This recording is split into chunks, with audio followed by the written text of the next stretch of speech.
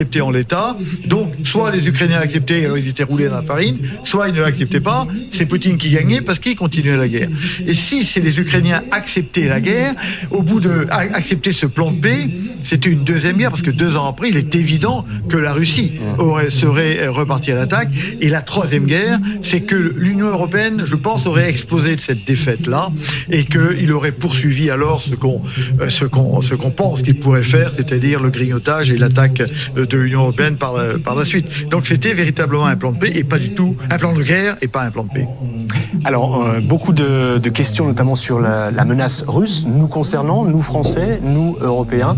Vladimir Poutine s'est exprimé cette semaine à ce sujet. On l'écoute et on en parle juste après. Les affirmations sur une possible attaque de la Russie contre l'Europe sont un mensonge et des absurdités.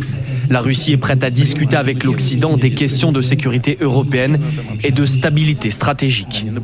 Alors des propos évidemment plutôt rassurants, mais malgré tout, l'Union européenne, en tout cas officiellement, nous ne sommes pas menacés, mais l'Union européenne, les pays de l'Union européenne, peu à peu mettent en place des formes d'engagement. On l'a vu notamment en France cette semaine avec l'annonce d'un service national volontaire par le président de la République. C'est très intéressant le vocabulaire de Poutine, parce qu'il dit les pays de l'Europe.